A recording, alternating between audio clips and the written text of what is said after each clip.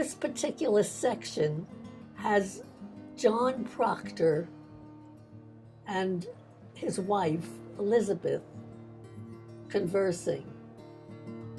Proctor, earlier in the before the play actually starts, he had something of an affair with Abigail. Now, it takes about 4 or 5 weeks to read whatever we're reading, sometimes longer.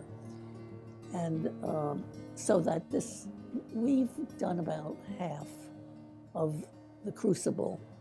That's what we're working on now. I don't know whether you're familiar with it, but it's really a very tense play. Very tense.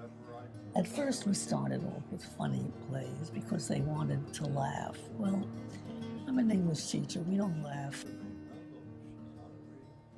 But an English teacher always thinks that fiction is truth, and that's the way you reach truth, through fiction. So I had that opportunity. But, it's not easy to break through. There's one man here who was very bright. Well, they're all bright, the ones that come. And he never read literature. He was an aeronautical engineer. And it was kind of a thrill to him. That he should be reading fiction. Because they never thought that fiction had anything for them. We meet once a week.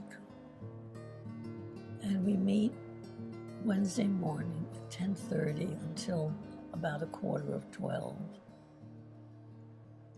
And we read consecutively.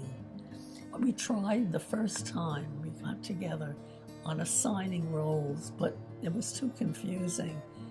And it doesn't really matter in terms of the story.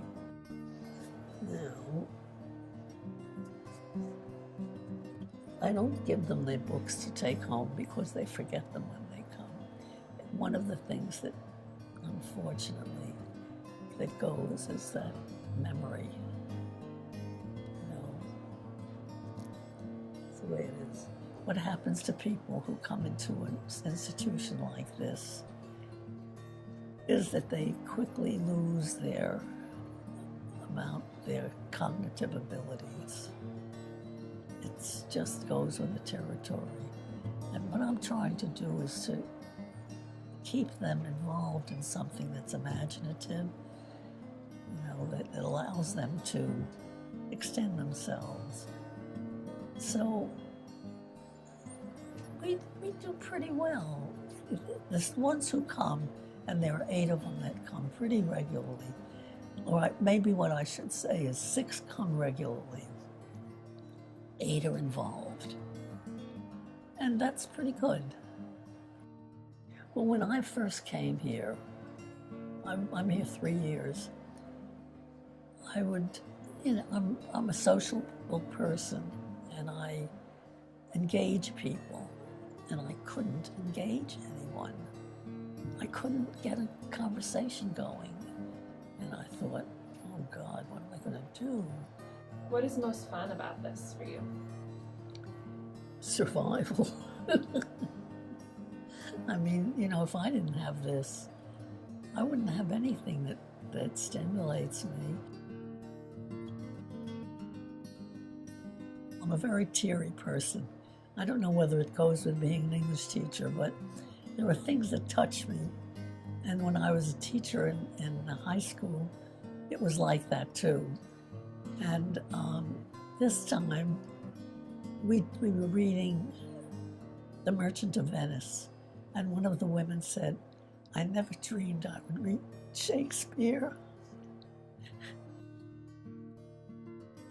The teacher dreams of reaching students, which rarely happens.